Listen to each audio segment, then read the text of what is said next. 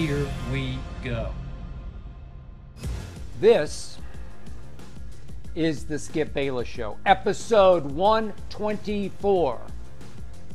And this, once again, is another cameo by my daughter, Hazel. Say hi, Hazel, to all those out there who love you. You're a much bigger star than I am. She's a little raggedy this morning. She probably needs a bath, but this is not smell-o-vision, so it's going to work. Say hi. Say hi. Okay, that's enough of you. She's a much bigger star than I am.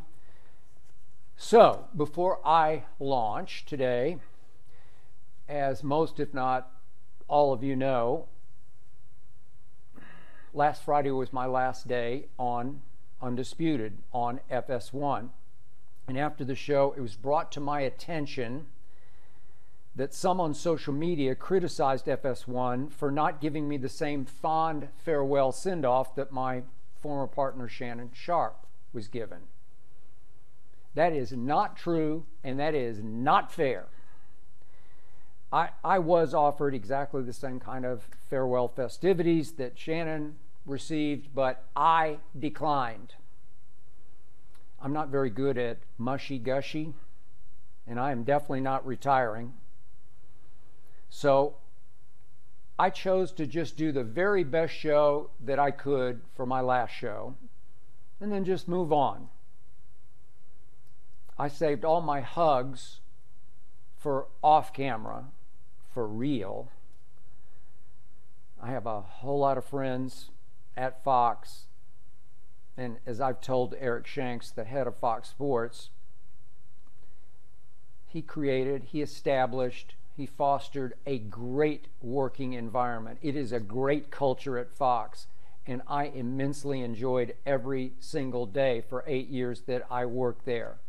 Fox takes care of its people. I loved my time at Fox. But as I tweeted a moment after the show on Friday, I am very excited about what's next for me. And I can't wait to reveal all of the above as we get closer to the launch of NFL season. For sure, this podcast will continue, hopefully better than ever. And now back to your regularly scheduled program. Today, on episode 124, I will tell you why LeBron James should thank God for Michael Jeffrey Jordan. And today I will tell you what a joke it is that NFL players voted Tyreek Hill the best player in the National Football League, and what an even bigger joke it is that NFL players voted Joe Burrow the 39th best player in the National Football League. And today I will tell you about the time at Dallas Cowboy camp I actually stole a steak knife from a restaurant to protect myself. And today I'll answer, as always, several of your probing, provocative questions, these concerning what can I cook better than my brother can cook? That's a tough one. And today I will answer your question about what will be the next pair of Jordans that I buy. Wait until you hear this one. But up first, as always, it is not to be skipped. So it dawned on me the other day before the Team USA game, this one against Brazil, as NBC rhapsodized about how all-time great LeBron James is playing at this stage and age as he goes on 40 years of age. It dawned on me, it hit me right between the eyes, that LeBron Raymond James Sr. should drop to his knees every night and thank God for Michael Jeffrey Jordan. MJ's uncatchable ghost has been teasing and taunting LeBron since he was 30, saying, come on, a little more. And LeBron has driven himself harder than any athlete I've certainly ever observed or studied, deep into a career, driven himself, pushed himself to heights we've never seen before as an athlete. Obviously, Brady was a quarterback and there's some athleticism involved, but not like this, obviously. LeBron looks 39 going on 29. I've amended that lately. I might even push it back to 25 now. It looks like he's 25. We have obviously never seen a man play at this level for this long. Never seen a man keep himself in this kind of shape at nearing 40. And we've definitely never seen a man this driven this late in an NBA career. And it's all because of Jordan. It's all about GOAT. It's all about ghost. It's all about catching the ghost in Chicago of Michael Jeffrey Jordan. You know what happens to so many stars, so many I've worked with on TV, especially NBA stars, as they hit 35, 36, maybe 37. The fire flickers, and then it finally just goes out. And I'm talking about the fire to eat right, the fire to put the right things in your mouth instead of cigars, liquor, sugar. After a while, you just say enough is enough. After so many injuries, so many knee surgeries, so many shoulder surgeries, an Achilles surgery, after a while, the late, great Kobe Bryant finally had to say, my body's betrayed me, enough. After a while, you just get sick and tired of the relentless preparation required to go into another seemingly endless 82-game basketball schedule. After a while, you just get worn out, as my ex-partner Shannon Sharp always said, of the meetings, just the meetings. You got to sit through maybe more meetings in football than basketball, but there are lots of meetings in basketball. There are film sessions, the chalk talks. There's obviously study of whatever scouting reports you're given before games. It's just maddeningly, relentlessly draining of your psyche, because at some point most players just grow up and grow out of playing a kid's game. LeBron still turns his hat around backwards and can act like he's 25, or heck, he can act like he's Bronny's age. LeBron's fire has definitely not gone out. This LeBron James eats all of this up. Remember, he's playing extra basketball now because he just loves to hoop, and I don't blame him. As long as your fire doesn't go out, you have to pay lots of prices to be able to hoop at this level. He's playing lots of extra basketball as the next season, another 82-gamer with the Lakers' hope postseason is right around the corner. LeBron's playing and playing and playing because he loves it, because he can, because he's been blessed. Sorry, Hazel's a little upset over there. She thinks I'm getting too worked up. But LeBron has been blessed because he's never had a single big surgery. His ankles are bad, they're chronically bad, but he's gotten away with it, and he still looks sensational. There's no debilitating, there's no Achilles, there's no knee.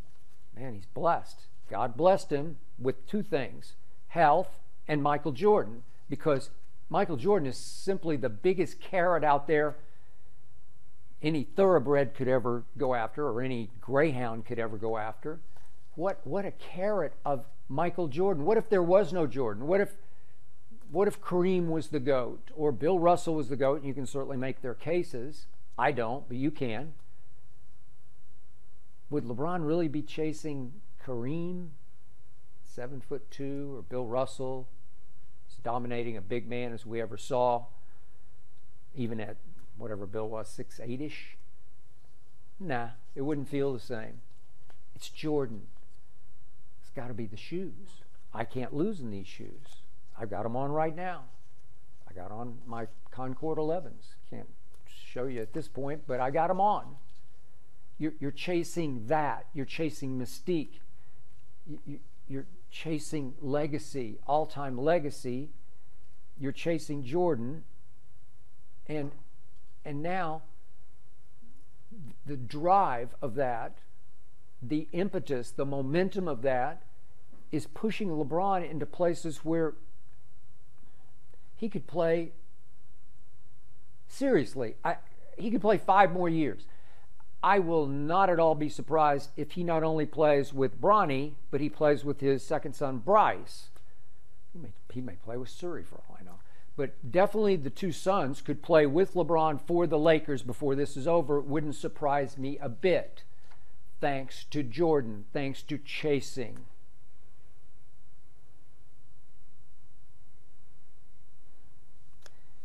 It's obvious that LeBron is trying to out longevity Jordan. He's trying to beat MJ's unbeatable quality with unbelievable quantity. It's a nice try, LeBron, but that's what's happening right before your very eyes.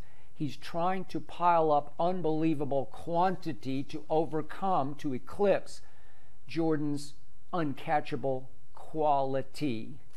Because obviously Mike went 6-0 in the finals with 6 MVPs. LeBron 4-6 in the finals with some epic fails. I won't go into gory detail at this point. Obviously, Michael won 10 scoring titles, still LeBron's 1. But how did LeBron eclipse? He's now the all-time leading scorer in the history of the National Basketball Association, even though by all-time standards, I'm going to be nice about it, he's an average at best career three-point shooter, and he's a sorry free throw shooter career. And wait, you're the all-time leading scorer by longevity, by lasting longer than anybody's ever lasted at a higher level than anybody's ever been able to sustain. Think about this.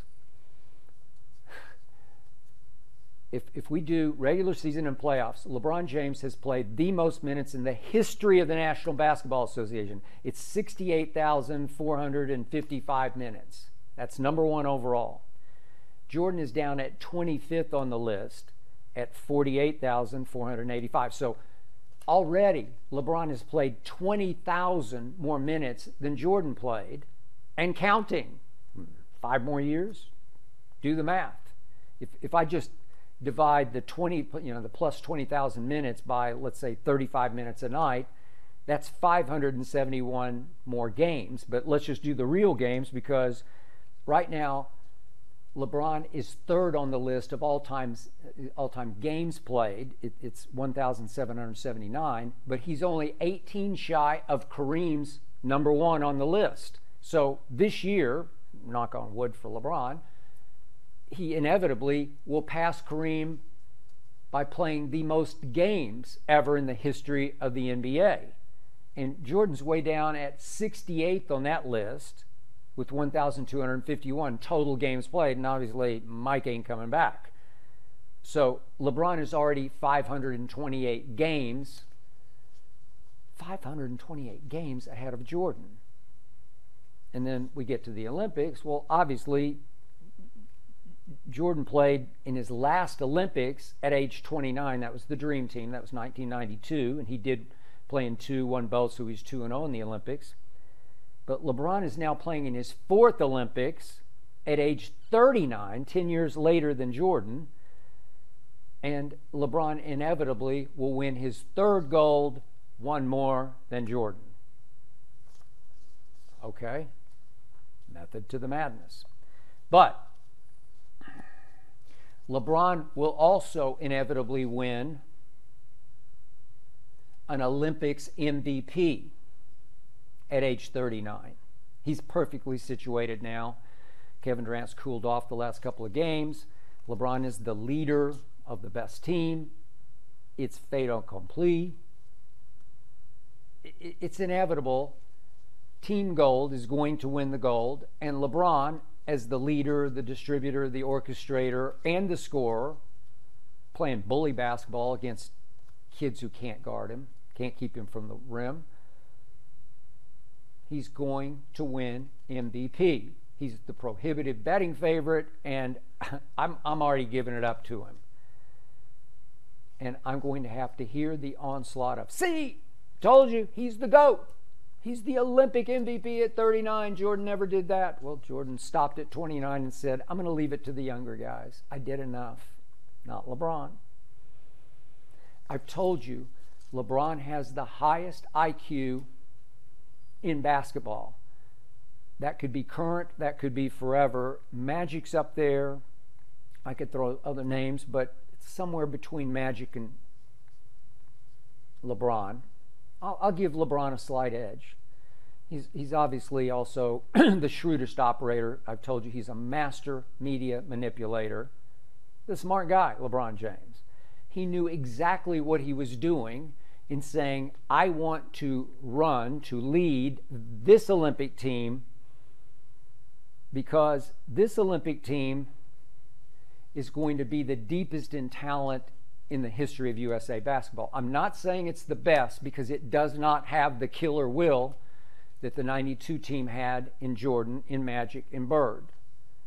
I'm talking about the mental and physical toughness that team had. This team could not deal with. This team in just pure raw talent, it's deeper than the 92 team. It's the deepest team ever assembled. And LeBron saw it, knew it, cherry-picked it, front ran with it, because LeBron can be the ultimate front runner. He saw it, he smelled it, he tasted it, and he said, I will run that. I will front run with those guys because they're going to front run. We're going to front run all the way to gold, and they are on their way. Now, I kept hearing, we keep hearing, the rest of the world is caught up to us in basketball. And I thought there would be some semblance of that on display in these Olympics, and I was wrong about that. I actually feared we would see that because obviously I'm still rooting for Team USA. I tried to caution on Undisputed, be careful. Some of these teams can play. They've been playing together their whole lives, such as that Argentine team featuring Manu Ginobili that beat us back in the 2004 Olympics. But Joker's caught us, but only Joker. SGA's caught us, but only SGA. And Canada really disappointed me as they flamed out. I have no idea what happened to Jamal Murray. Boy, he can scorch the Lakers. He can shoot them out of the gym. He can buzzer beat the Lakers. I don't know. Something was going on. There must have been some internal feuding or something going on. I don't know, between SGA and him. I have no idea. But that was a flame out because I thought that was the most dangerous threat to us. Nope, nope, nope, nope, nope. This is going to be a walk in the park for Team USA. This is going to be a stroll down the Seine in Paris for Team USA. And what's funny, the drama king that is LeBron James, he may have even acquired a little bit of sympathy vote for MVP because you saw what happened in the third quarter against Brazil. He took an elbow somewhere up above his eye. I couldn't tell. NBC had no good replay of it. NBC had no real up-close shots of him on the bench. LeBron did finally leave the bench, go up to the locker room. Steve Kerr announced that he got 4 stitches, made his triumphant return back to the bench. He did get a rousing ovation. Many stood to cheer him coming back in. He crowned himself. Apparently, there was a gold medal winning French swimmer who was also being pictured in the audience. Maybe that caused some of the ovation, but LeBron is huge everywhere, even in Paris. And I don't know. I couldn't see a mark on his face. I couldn't see the stitches. I mean, maybe whoever did the stitches pulled off a minor miracle to the point of invisibility with the stitches. I couldn't see anything, but whatever. They said there were 4, and now I can't wait for the onslaught of the blind witnesses, the idolaters, the defenders, the apologists of LeBron James. I'm going to hear, see, he even won Olympic MVP with 4 stitches in his forehead. I couldn't tell, but whatever. Maybe so. I just know this for sure. LeBron James is still going stronger than ever because of Michael Jeffrey Jordan. He's trying to build a longevity monument that will tower over the statue of Jordan outside the United Center in Chicago, the house that Jordan built. Go, LeBron, go. Chase, LeBron, chase. Taunt, ghost, taunt. Come on, LeBron. You know and I know. You could play 10 more years and you wouldn't catch Jordan. But I got to tell you, I greatly admire your chase. Let's take a question from Jake from Philadelphia. What's your next Jordan purchase? I'm sorry, this is John from Philadelphia. Pardon me. John, confession.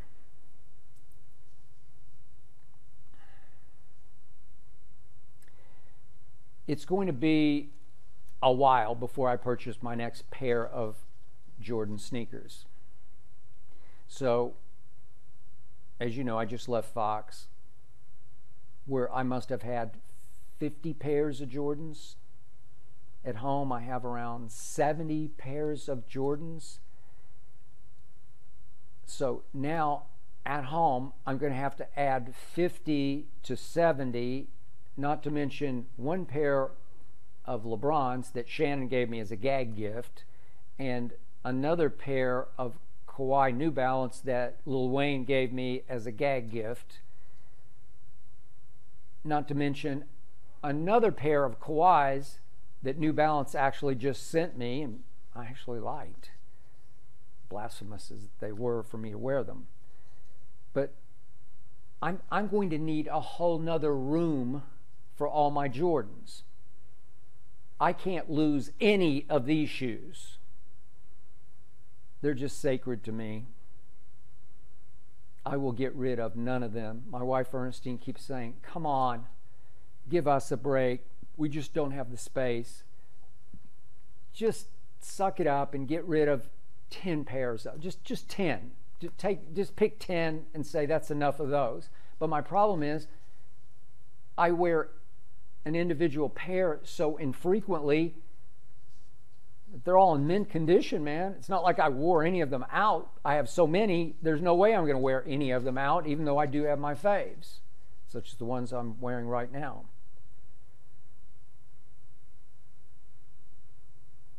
She keeps saying, just get rid of 10, and I keep saying, over my dead body.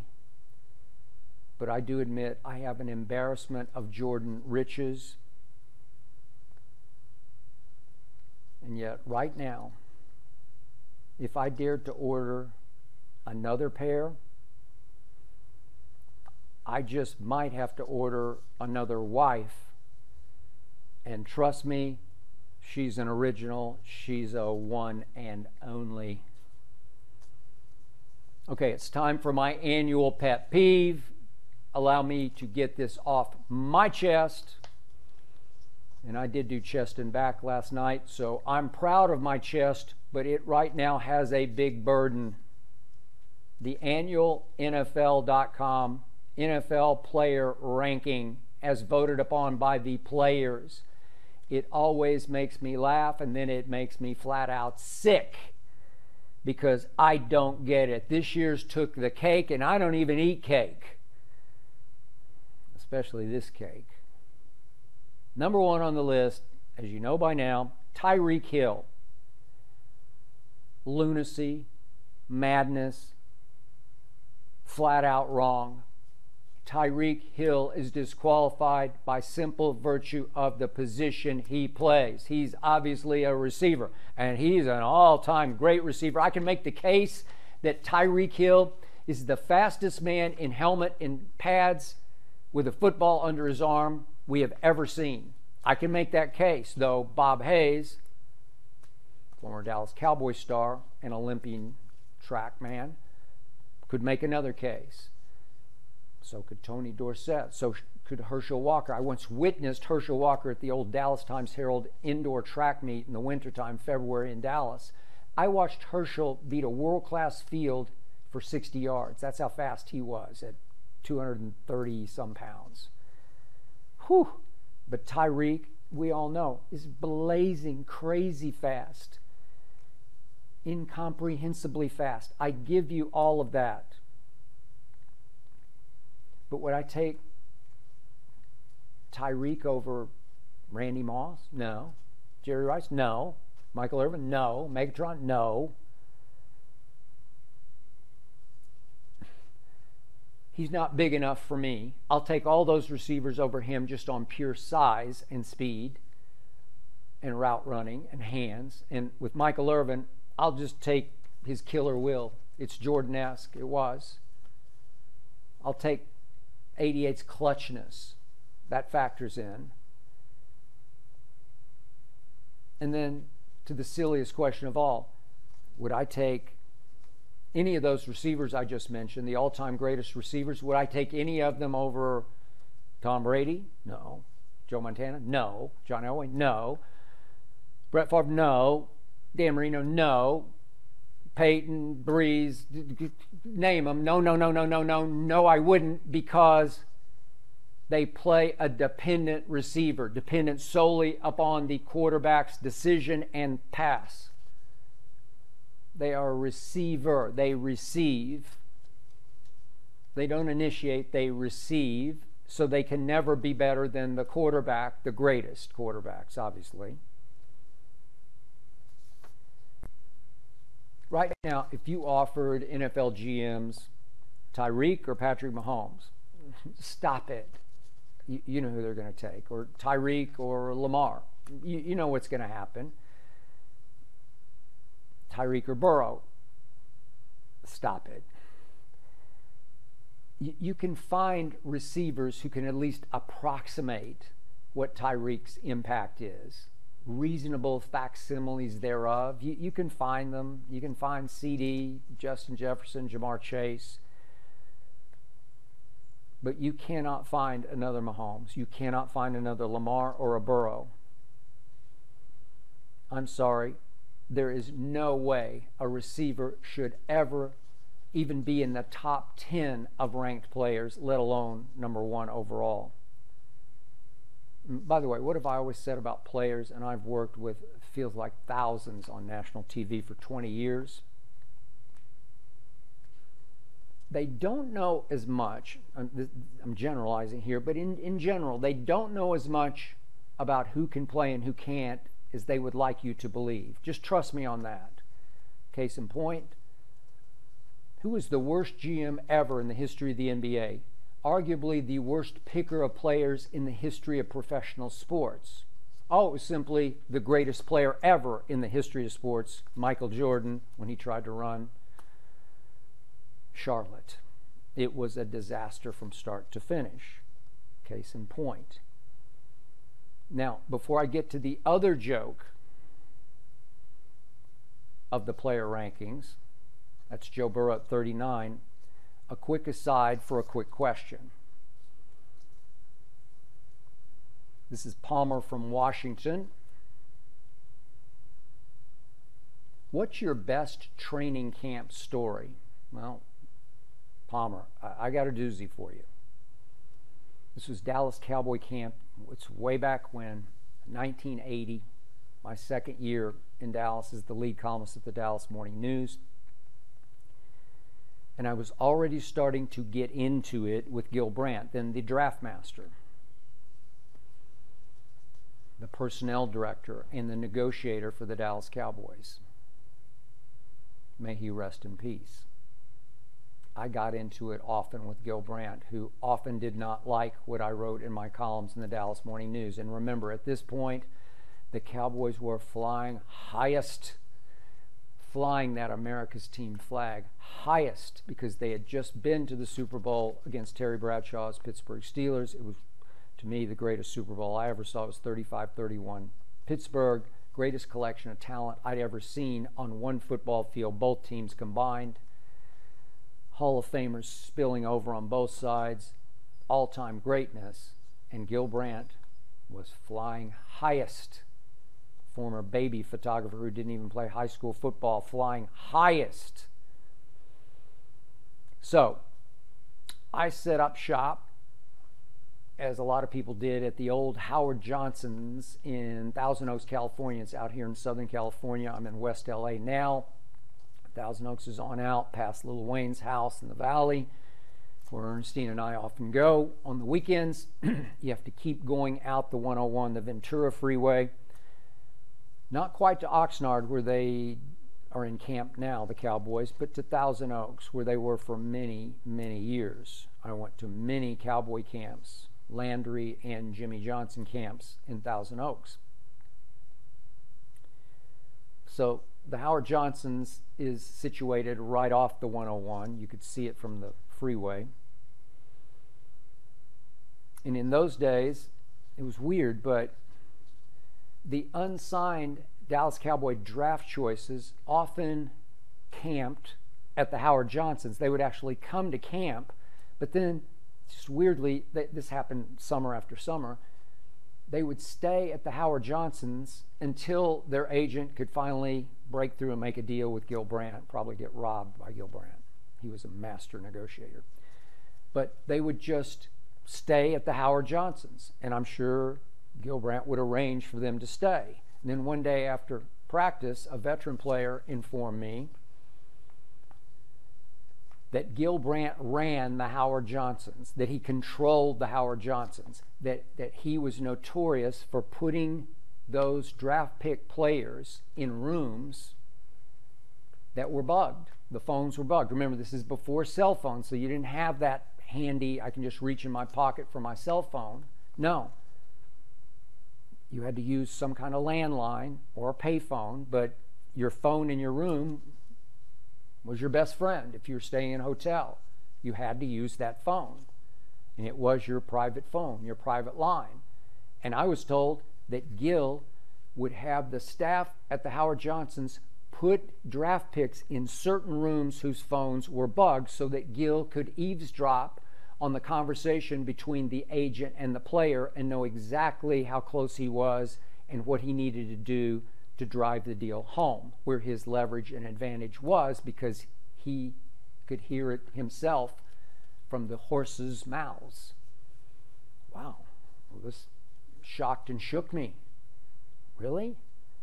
I started thinking, they assigned me to a room. Is it possible, because Gil and I were pretty much at war at this point, is it possible my phone's tapped in the room that they put me in? I was up on the quote-unquote security floor. It was the floor where you had to use your key to get onto the floor before you used your key. It was the old school keys, actual keys, to get into your room. So there it was on the first Saturday morning I was there.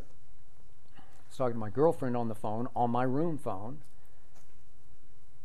There's a knock at the door, and I'm on a security floor, and I thought, it must be the maid, it must be the housekeeper, it must be, they must want to be ready to clean my room. It was late morning. I just got back from a run on Saturday. Thousand Oaks is a beautiful place, great place to run.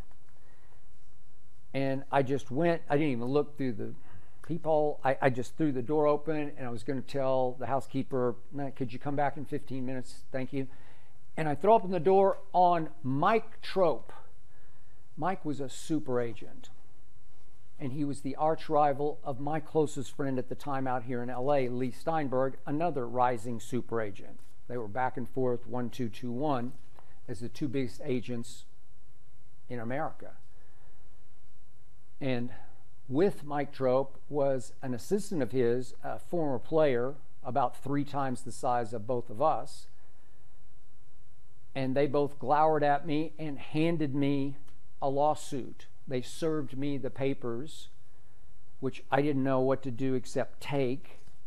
I didn't know Mike. I just knew of him, and I certainly knew what he looked like. And he was suing me for some ungodly, I forget what it was, several $1 million. At the time, it was outrageous money, over a column I'd written in the Dallas Morning News about Tony Dorsett and his negotiation with Gil Brandt.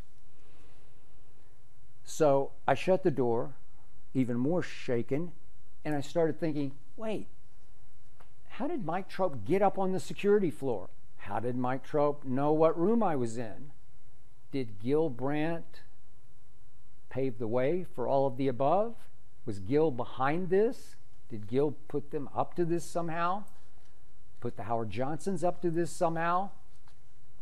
So my imagination, my paranoia ran amok because I started to think, is it possible that Gil will arrange for an accident to happen to me?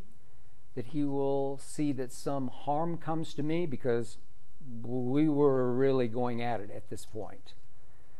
So I'm having dinner that night in the little restaurant there at the Howard Johnsons, and it dawned on me, I don't have a weapon. I don't have any way to defend myself. What if, because I'm out late some nights and I'm walking through parking lots in Thousand Oaks, and Gil runs Thousand Oaks, the mayor of Thousand Oaks, what if? And I just took the little steak knife, not a big steak knife, a little one, and I just eased it off the table into my pocket, and I thought, at least I got that. And I intended to take it back to Howard Johnson's. I forgot. But the point was, I'm carrying around a little steak knife with me, certainly at night, just in case I needed to defend myself. And fortunately and predictably, nothing happened because Gil Brandt was not going to go to those lengths, but my imagination had run completely amok. And trust me, many of the veteran players despise Gil Brandt enough to want to do harm to him.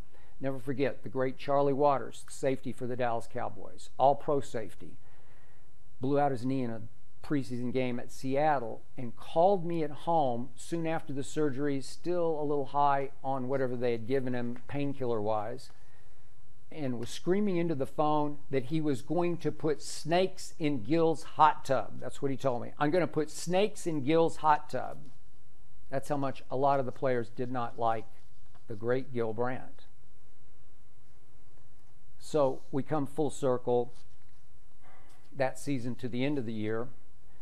We go from Thousand Oaks all the way to Philadelphia for the NFC Championship game. I was staying at the Players Hotel. Oh, by the way, before I forget, the steak knife. I carried it with me. I had it in my back, sort of scrunched down on my back, small. And got all the way to LAX to the airport to go back to Dallas. And I got all the way up through the security was much more lax at this point. This is 1980. But I get up to the metal detector, and it dawns on me, wait a second, I got a knife in my pocket. Me carrying a knife? I'm not a knife guy.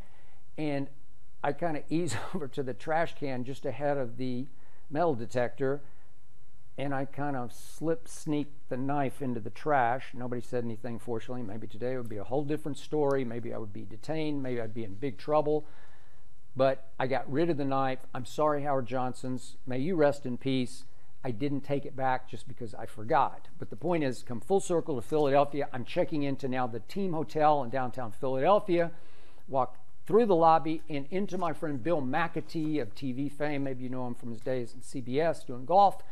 He was then in Dallas doing the Channel 8 news or sports.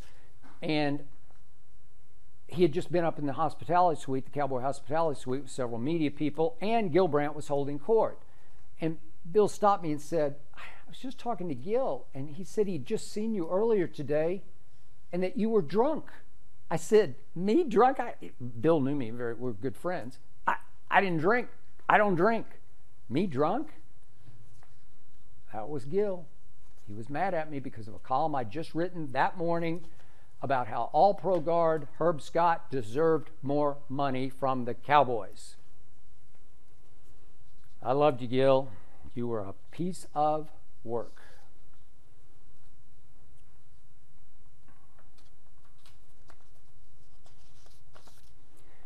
All right, back to the NFL.com player ranking as voted upon by the players. Back to Joe Burrow at number 39. Now, LeBron is 39, literally, but Joe Burrow, he ain't 39. This is the biggest joke on the list, an even bigger joke than Tyreek at number 1. I'm here to tell you, I'm going to triple down on this. When Joe Burrow is healthy, when he is right, he's a little better than Patrick Mahomes or Lamar Jackson. And obviously, in the player ranking, Lamar was above Patrick, and he just shouldn't be, because obviously Patrick went to Lamar's house and outplayed him in the AFC Championship game. Period. End of story. Mahomes over Lamar. But Joe Burrow at 39, just because he missed some games at the end of the season, you can't do that. And I give you, he has missed, in 4 seasons, he's missed 13 games. 7 and 6, the knee, and then the whatever it was to his wrist or hand. So he has played 52 of a possible 65 games in his 4 years, which is not terrible. But my man Keyshawn Johnson on Undisputed made the point in the case that the players are speaking loudly. They're telling you that there's something missing in Joe Burrow. They're telling you they're not nearly as afraid of Joe Burrow as they are of Mahomes or Lamar. Keyshawn's just going on eye test, players' innate feelings about, I just don't fear him.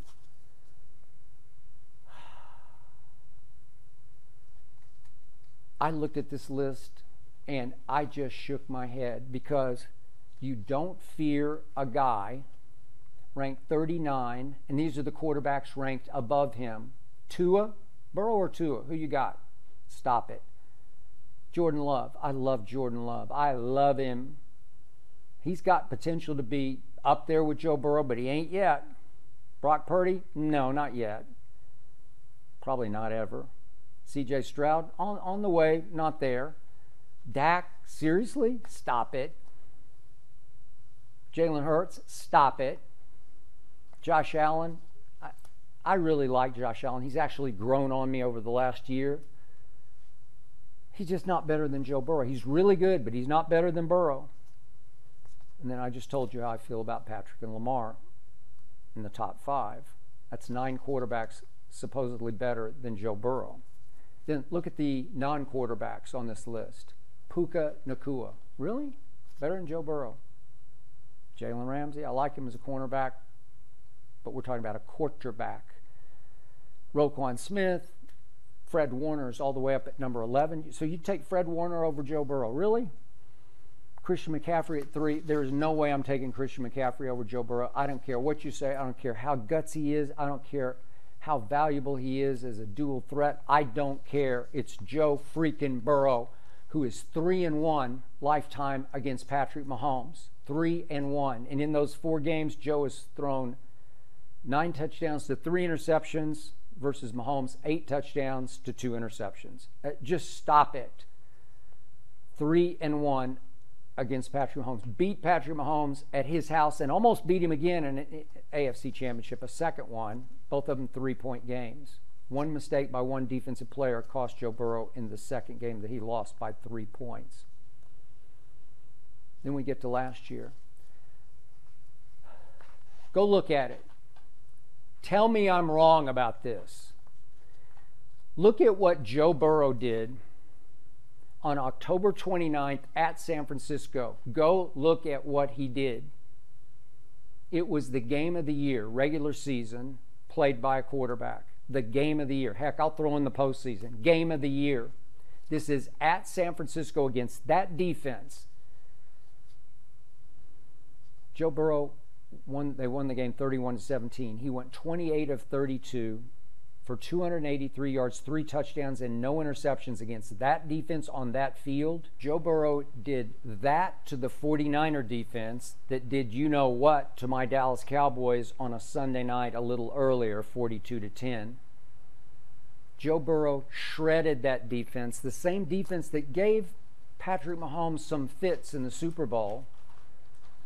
A game in which Patrick Mahomes had a QBR of 76. Joe Burrow against that same 49er defense at San Francisco, QBR of 90.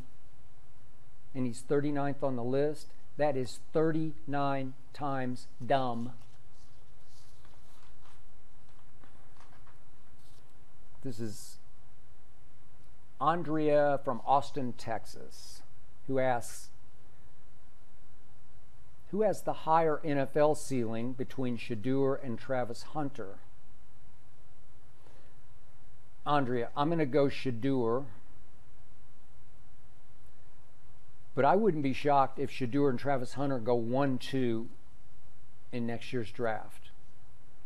And this is way out on the limb because I just read a breakdown on ESPN.com of Shedeur in which one scout was quoted anonymously saying that to him Shedeur was a third day pick. I don't know, like 6th or 7th round pick.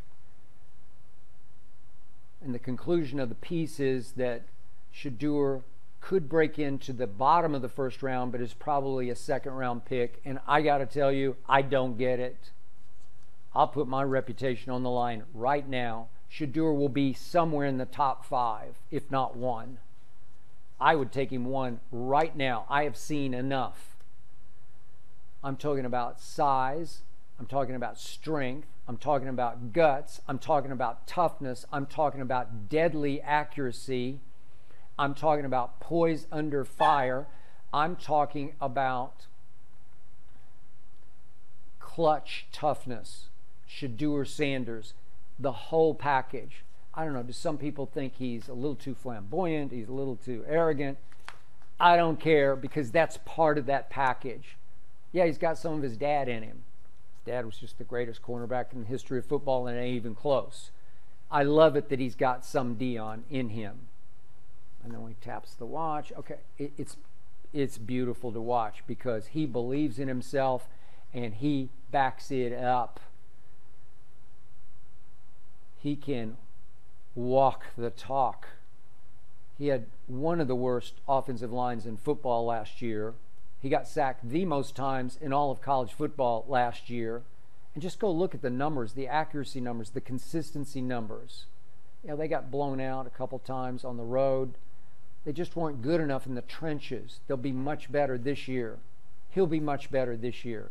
He's a flat-out stud. I don't care what you say. This kid is tough.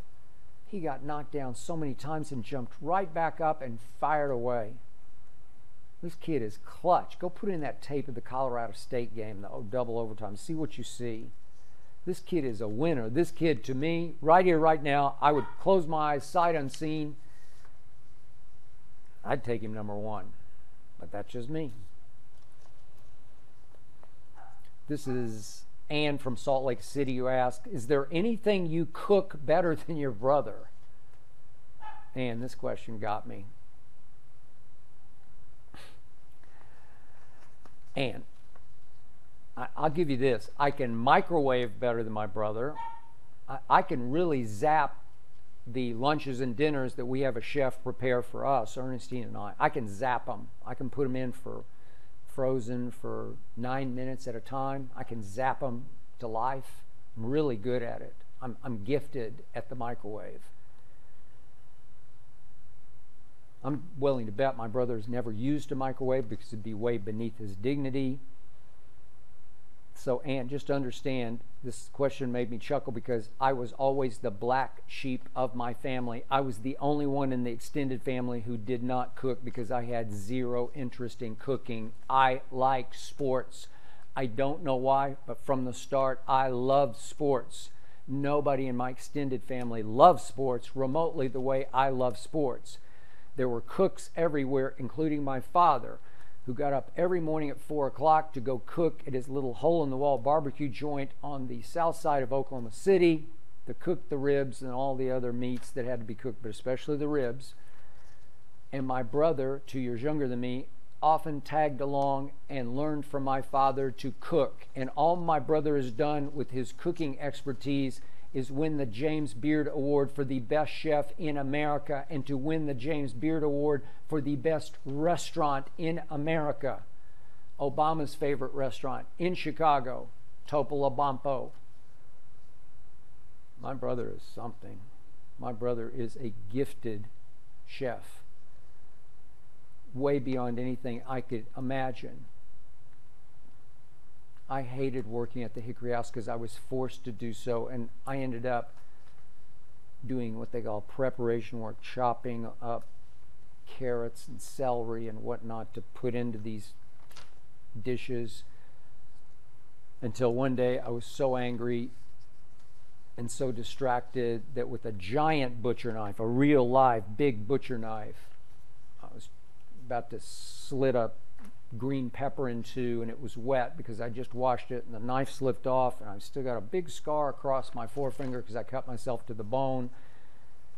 That's all I remember about my days at the Hickory House, which launched the all-time great career of my brother Rick. I love you, man. My brother went on to become one of the greatest chefs ever in the history of this country, and I went on to become a microwave expert. Final question today is from Roman from Fairfield, Connecticut. Are you doing your annual Oklahoma golf trip?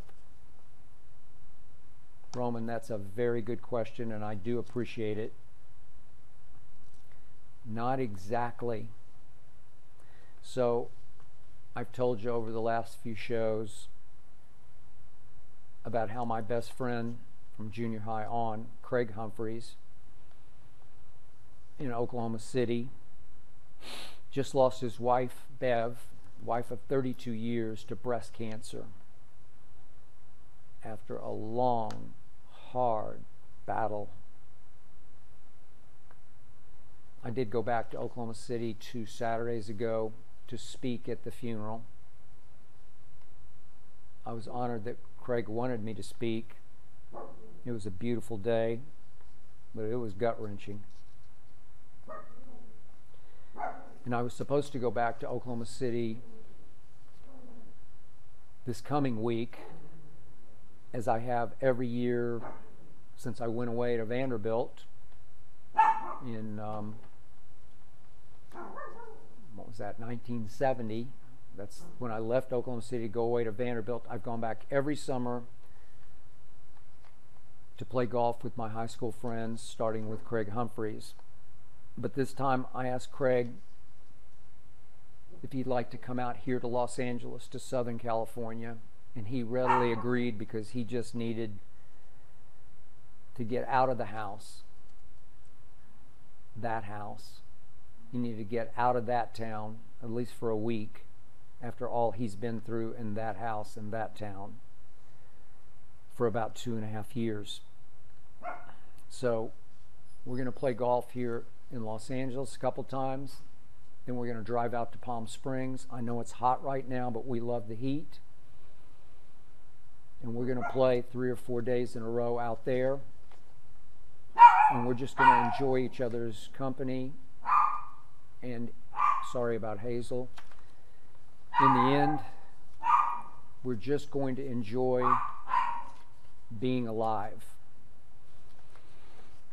That's it for episode 124. Thank you for listening and or watching. Thanks to Jonathan Berger and his All-Pro team for making this show go. Thanks to Tyler Korn for producing. As I just said, I'll be on vacation next week, but the Skip Bayless Show will return on August 22nd. See you then.